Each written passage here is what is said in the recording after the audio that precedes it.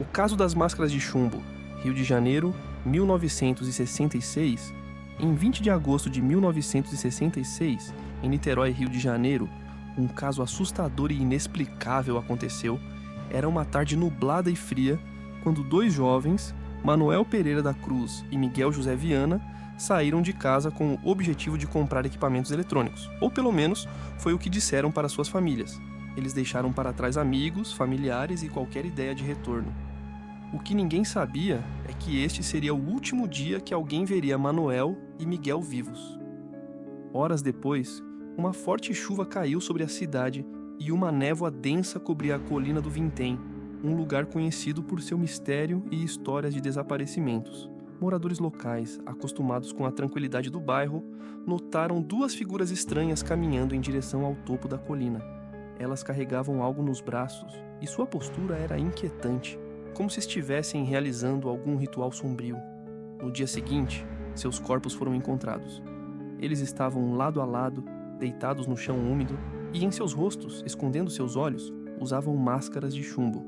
Eram máscaras feitas artesanalmente, daquelas que normalmente servem para proteger contra a radiação, mas que aqui pareciam não fazer sentido algum. Na verdade, toda a cena era um enigma.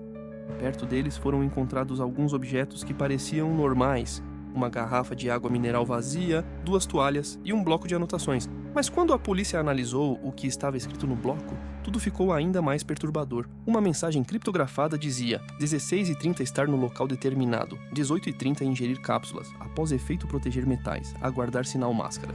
O que será que esses dois homens estavam esperando? Para alguns, parecia um ritual para tentar entrar em contato com seres extraterrestres. Dizem que eles faziam parte de um grupo que estudava fenômenos paranormais e estava em busca de uma experiência transcendental. Outros, porém, acreditam que essa foi uma missão de suicídio ritualístico orientada por algum tipo de culto secreto. Mas a pergunta que ninguém consegue responder é: o que realmente aconteceu com Manuel e Miguel? Porque, embora a autópsia nunca tenha sido conclusiva, suspeita-se que eles tenham tomado algum tipo de substância alucinógena antes de morrer. No entanto, nenhum traço de veneno foi encontrado em seus corpos. Como eles morreram, então? E por que as máscaras de chumbo? A resposta para essas perguntas permanece perdida no tempo, presa naquela colina sombria. Algumas pessoas dizem que, em noites nubladas, a energia da colina do Vintém fica estranha. Visitantes relatam sentir arrepios e ouvir vozes sussurrando, como se os espíritos de Manuel e Miguel ainda estivessem lá, esperando pelo sinal que tanto desejavam. Até hoje, o mistério das máscaras de chumbo intriga e assusta. Afinal, que tipo de ritual era aquele? Quem ou o que eles esperavam encontrar? Ninguém sabe. Talvez nunca saberemos. Relato de assombração no posto militar. No serviço militar, cada plantão noturno trazia consigo um misto de apreensão e alerta. Fui designado para uma base isolada, onde um depósito de lixo fazia a vez de ponto de guarda. O local era estranho, mas isso era só o começo. À noite, meu alojamento ficava próximo a um edifício vazio e abandonado, e a cada vez que passava por ali, sentia um peso no ar. Algo como uma presença densa que quase congelava o ambiente. No início, ignorei os sons e movimentos suspeitos, acreditando serem parte do isolamento e da escuridão. Mas então, começaram os passos, sons pesados, como botas marchando de maneira precisa, sempre ecoando por trás de mim. Toda vez que verificava, o espaço estava vazio, mas os passos continuavam como uma marcha invisível, e era ainda pior com as portas do alojamento. Feitas de chapa de aço, batiam com uma força inexplicável, ecoando pelos corredores. O caminho até a caixa de sentinela era uma prova de nervos. Nas sombras, vi figuras cruzarem meu caminho a uma velocidade desconcertante, como vultos impossíveis de identificar. Em uma dessas noites, um colega sentiu-se tão ameaçado que disparou, certo de que alguém nos vigiava. No entanto, ao vasculharmos a área no dia seguinte, não havia qualquer sinal de pegadas, rastros ou evidência de que alguém real estivesse por ali. O mais inquietante é que vários outros companheiros também haviam visto ou sentido presenças similares, sombras que desapareciam ao menor vislumbre. Mas o que mais me abalou foi o que aconteceu certa madrugada. Em meio à vigília, enquanto observava os arredores, notei uma silhueta branca, quase espectral, sentada embaixo de uma árvore próxima ao posto. Ela não se mexia e os contornos eram vagos, mas eu sabia que estava lá. Outra vez, vi apenas os pés e parte do tronco de uma figura caminhando próximo a mim, quase como se estivesse em uma dimensão paralela, coexistindo no mesmo espaço. Colegas mais antigos mencionaram uma aparição peculiar. Uma menina que, em algumas noites, surgia próximo ao sentinela e pedia água, desaparecendo logo em seguida. Até agora, nenhum de nós teve esse encontro, mas pelo visto, é só uma questão de tempo. Sombras. Na madrugada, desde os meus 5 anos, as noites têm sido um mistério assombroso, uma batalha silenciosa contra algo que só se revela quando todos dormem. É como se uma sombra tivesse me escolhido como sua companhia. Acontecia toda a noite. Eu acordava sempre 3 vezes, sem qualquer razão. No silêncio da madrugada, minha visão se ajustava ao quarto escuro. E lá estava ela, uma figura sombria me observando da porta. Às vezes, era ousada o suficiente para entrar, mas eu nunca me atrevia a chegar perto do guarda-roupa, como se fosse um santuário sinistro onde ela poderia se esconder. Em outras noites, os ruídos aumentavam. Era como se a televisão ligasse sozinha, a tela brilhando, vozes abafadas ressoando. Mas ao me levantar para investigar, o quarto mergulhava novamente no silêncio. E então vinha algo ainda mais perturbador. Ouvia meu irmão me chamar do outro lado da cama, mas ele estava dormindo profundamente, sua respiração lenta e pesada, me provando que não era ele. Era como se algo quisesse me confundir, me atrair para aquela escuridão. 2 vezes, a sombra cruzou o limite, invadindo meu espaço e se aproximando de verdade. Ela se postou ao pé da cama do meu irmão, sentada e me encarando de perto. Sua presença era densa, como se roubasse o ar ao meu redor, me deixando imóvel, incapaz de reagir, até que o cansaço me vencesse. Mas a pior noite de todas ainda estava por vir. Acordei, mas meu quarto não estava como de costume. Tudo estava banhado em um tom amarelo sobrenatural, quase como uma cena de pesadelo. E então começaram as vozes, uma cacofonia de murmúrios incompreensíveis, mais intensos. Elas cresciam, pressionando minha mente, crescendo, até se tornarem um zumbido insuportável, quase como se quisessem invadir meus pensamentos. Eu fugi para o quarto do meu irmão, onde o normal parecia prevalecer. Mas antes de dormir, ainda vi 3 sombras paradas à porta, imóveis, como sentinelas silenciosas de algo desconhecido. Depois dessa noite, tudo parou. De um dia para o outro, as sombras desapareceram e a partir de então consegui finalmente dormir. Às vezes, ainda me pergunto se aquelas figuras eram fruto da minha imaginação infantil ou se realmente queriam me dizer algo. Mas, no silêncio agora absoluto das minhas noites, restam apenas perguntas. E talvez seja melhor assim. O dia em que enfrentei o demônio. Naquela época, confesso, o medo do desconhecido ainda me assombrava.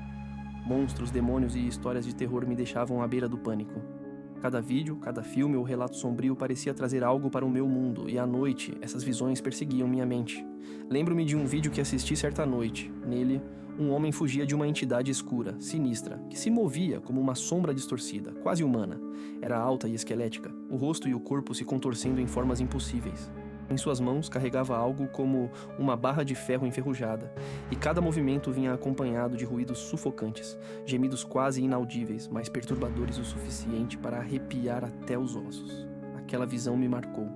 A partir daquela noite, toda vez que eu fechava os olhos, aquela sombra parecia surgir na escuridão do meu quarto. Então, começou a aparecer, exatamente à meia-noite, como se o próprio tempo abrisse um portal para o desconhecido.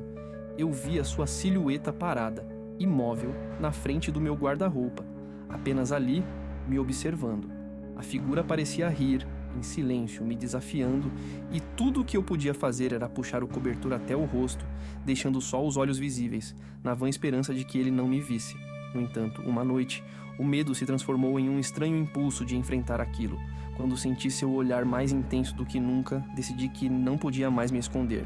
Lentamente abaixei o cobertor, respirando fundo, e levantei-me da cama, sentindo cada passo pesar com a força do terror. Me aproximei da criatura, ou do que quer que fosse aquilo, e fechei a porta do guarda-roupa, tentando selar a presença ali dentro. A figura desapareceu, mas os ruídos persistiram, reverberando como um eco no silêncio do quarto. Com o coração disparado, abri a porta novamente e com uma coragem inexplicável murmurei: "Cala a boca." Um silêncio absoluto tomou conta do ambiente. E pela primeira vez, a presença desapareceu. Retornei para a cama e dormi. Desde então, nunca mais fui perturbado. A velha e os gêmeos. Minha mãe conta essa história com uma seriedade que nunca vi em outro momento. Ela começa a lembrar de quando eu e minha irmã, ainda bebês, fomos apresentados a uma senhora que, até hoje, ninguém sabe ao certo quem era ou como ela apareceu. Estávamos voltando para casa e minha mãe carregava nós dois nos braços, quando uma senhora muito velha surgiu do nada, caminhando em nossa direção. Ela parecia uma figura saída de um sonho ruim, com cabelos brancos ralos, pele enrugada e um sorriso estranho. Ao ver os dois bebês, a senhora soltou um comentário assustador. "Nossa, que bonitinhos! Mas pena que um deles não vai vingar, né?" Minha mãe ficou furiosa. O sangue ferveu e, mesmo sem saber como reagir, xingou a mulher e mandou que ela se retirasse dali. Na época, ela pensou que talvez fosse apenas uma superstição bizarra de alguém da geração passada. Uma coisa triste que as pessoas antigas podiam pensar. Mas, para alívio dela, o tempo passou e, apesar do mau presságio, nada aconteceu. Os anos se passaram e crescemos fortes e saudáveis, sem qualquer sinal daquela estranha profecia. Até que um dia, algo aconteceu. Algo que até hoje me faz questionar o que realmente estava por trás daquela figura. Eu tinha uns 9 ou 10 anos e já morávamos em outra casa. Era um sábado, quase meio-dia, e lembro de estar no pátio jogando bola sozinho, aguardando o almoço. Minha mãe estava na cozinha preparando a comida quando, subitamente, aquela mesma velha apareceu de novo. A velha do presságio. Minha mãe, congelada, encarou a mulher parada ali na cozinha. A senhora olhou para ela com o mesmo sorriso e disse com um tom quase irônico: "Não é que vingaram os dois bebês? Que coisa!" Sem dar chance para qualquer resposta, a velha saiu da cozinha, caminhou pelo corredor externo, passou por mim no pátio e, sem cerimônia, abriu o portão da rua e desapareceu. Logo depois, minha mãe veio correndo até mim, perguntando por que eu havia deixado aquela mulher entrar em casa sem avisar. Eu, assustado e confuso, garanti que ela nunca passou por mim na entrada. E, para chegar à cozinha, ela teria que ter passado pelo pátio onde eu estava o tempo todo. Como ela conseguiu aparecer lá dentro sem que eu a visse? É uma questão que até hoje nos atormenta, uma memória bizarra e inexplicável. Nunca mais vimos a velha desde aquele dia, e a lembrança dela na cozinha ainda assombra minha mãe. Ela jura que foi algo muito mais profundo e sombrio do que uma simples superstição. Uma presença que veio nos testar, deixar um rastro e sumir, como uma sombra que só visita aqueles destinados a lembrar. A noite em que o lobo apareceu, cresci em uma fazenda, onde a vida era simples e cercada de mistérios que apenas quem vive no campo conhece. Naquele tempo não havia energia elétrica e as noites eram intensamente escuras. No meio do nada, aprendi que, para viver em paz, era preciso ter uma cegueira consciente para o inexplicável. Fingir que não se vê o que não se entende. Havia um cachorro que todos os vizinhos conheciam, o lobo, uma criatura enorme, com pelagem escura e grossa que o fazia parecer um lobo de verdade. Apesar do tamanho e da aparência feroz, Lobo era o bicho mais manso e brincalhão que se poderia imaginar.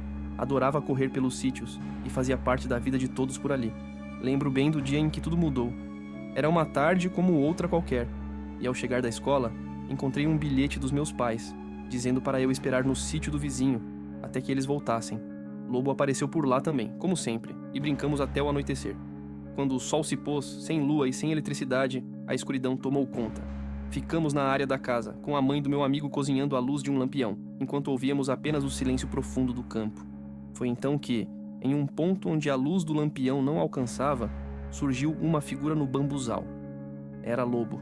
Ao menos parecia ele, mas algo estava diferente. Ao vê-lo, um arrepio gélido percorreu meu corpo. Lobo estava maior do que o normal, como se o corpo tivesse se distorcido de um jeito antinatural.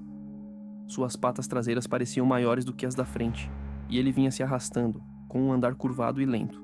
O silêncio do campo tornava aquela aproximação ainda mais ameaçadora, e o peso do medo caiu sobre nós. Meu amigo, com a voz trêmula, chamou por sua mãe. "Mãe, o lobo tá avançando na gente!"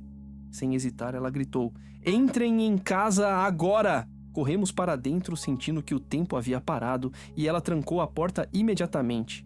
Foi então que vimos, escondido em um canto da casa, o verdadeiro lobo, encolhido e emitindo um som baixo, como se chorasse de medo.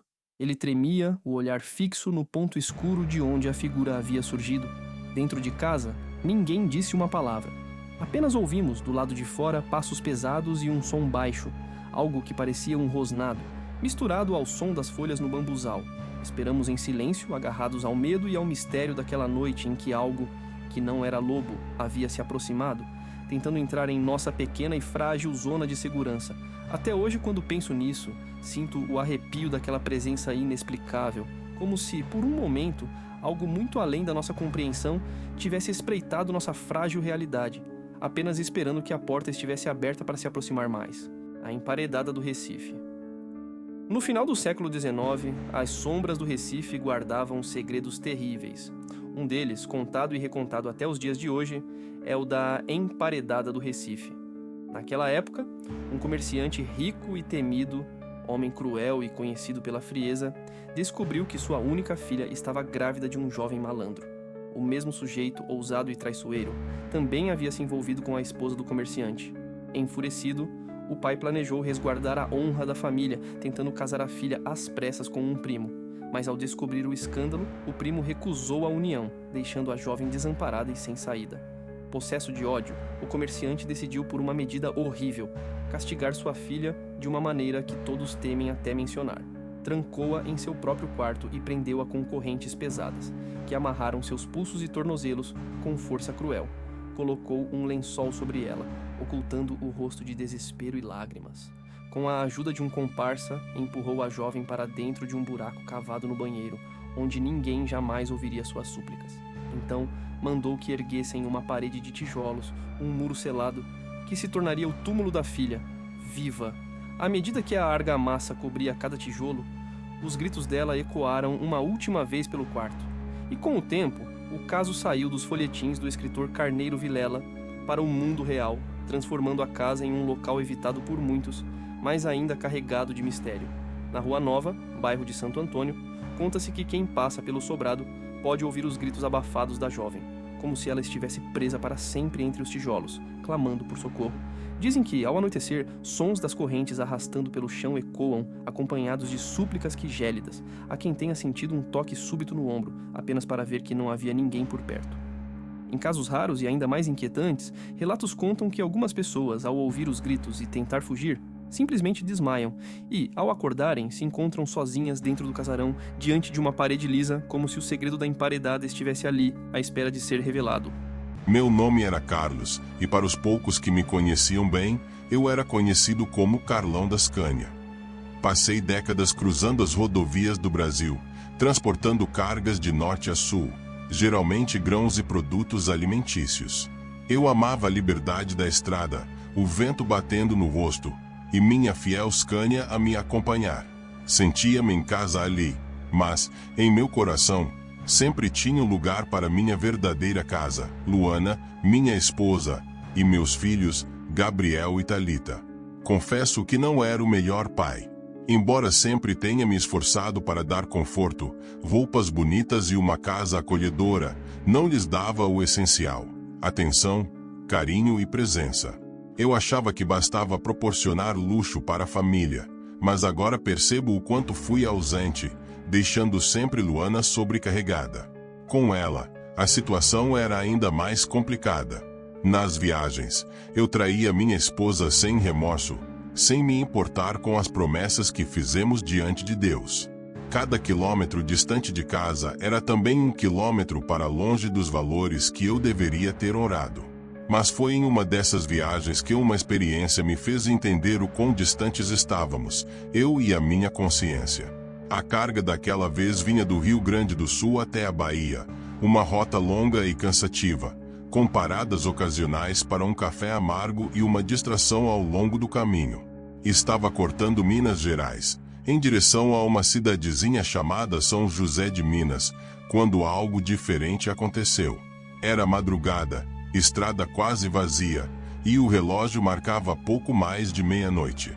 Foi no quilômetro 252 que a vi pela primeira vez. Uma jovem mulher, de vestido branco e cabelos longos e negros, parada na beira da rodovia, pedindo carona. Não me contive. Parei o caminhão e perguntei para onde ela queria ir. De cabeça baixa, ela respondeu, com uma voz suave, quase melancólica, que precisava de uma carona até sua casa, e que, se eu a levasse, seria bem recompensado. Confesso que não precisei ouvir mais nada. Com a mente embaralhada por desejos, dei permissão para que ela subisse na Scania e segui viagem. Ela era linda. Cabelos negros como a noite, olhos verdes brilhantes como esmeraldas, e um rosto que poderia ter sido esculpido por anjos. Mas, enquanto dirigíamos, percebi algo diferente nela. Ela permanecia calada, com uma expressão séria e fria, o que começou a me dar arrepios. Falei algumas bobagens, tentei iniciar uma conversa, mas ela respondia apenas o necessário, o que só aumentava o desconforto. Finalmente, quando chegamos à pequena cidade, ela me guiou até uma rua chamada Rua Filipinas. A rua estava deserta, e o silêncio era quase palpável. Chegamos ao fim dela, diante de uma casa velha e abandonada.